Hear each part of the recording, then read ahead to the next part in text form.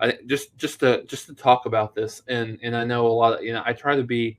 I'll take off my crimson colored glasses when I talk through this, and a lot of people probably aren't going to want to necessarily hear this, but like the people that are in the camp that USC is only going to win 5 or 6 games, um, you're wrong.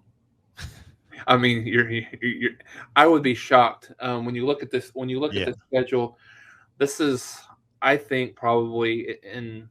Yeah, they've got some holes on the defensive side of the ball. It's no doubt in my mind, particularly on the back end. Um, but this USC team, I would be shocked if they're not top five offensive team in the country with the amount of weapons that they have on offense. When you look at Caleb Williams, when you look at Travis Dye, when you look at Mario Williams, when you look at Jordan Addison, when you look at they had one of the best, um, not one of the best, a pretty decent offensive line last year, right? I think probably one of the better ones in the Pac-12, and they return a ton of those guys. And like I said, they've got some holes, particularly in the back end. I think that's going to cause them some problems, but that they've got an opportunity. Just looking at their schedule, Mark. I mean, you can look at. I mean, when you look at Rice, I mean that's a win. When you look at you know hosting Arizona State, hosting Washington State, those are two more wins. Then you got Arizona, Cal, Colorado. Um, you've got five pretty much automatic wins that you don't really even have to consider or think about it. Then you've got Stanford and early on, Fresno State early on at Oregon State.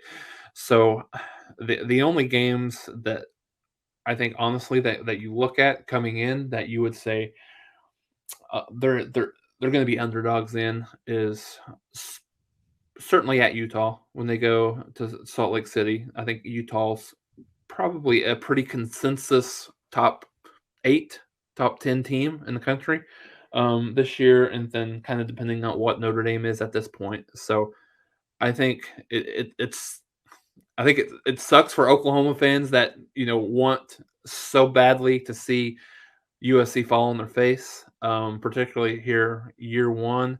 And they certainly could, but I think this is probably from a prediction perspective. I think this is anywhere from a 8 to 10 win team this year. I don't think they're a playoff team. I don't think they're a national championship contending team for the reasons that Oklahoma wasn't.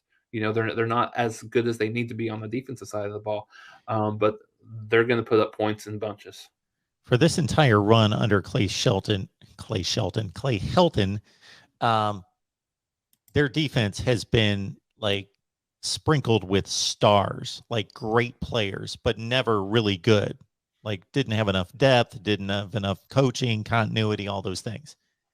Their defense was awful last year, horrible, like bottom 2 to 3 in the Pac-12. However, you almost can't even transition those stats. You can't, to a certain extent, like you would with most teams, say, okay, Oklahoma had this level defense last year. They lost these guys. They recruited these guys. These guys should develop.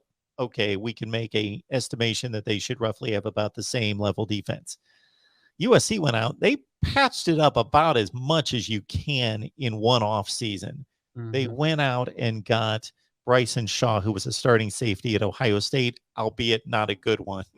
So he basically saw the writing on the wall and that he had gone from like stopgap emergency starting safety at Ohio State and was second on the team in tackles to I'm not going to play this year.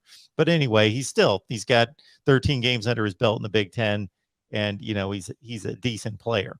Eric Gentry was one of the all Pac-12 freshmen at Arizona State as a rush end outside linebacker. They picked him up. He's a really good player.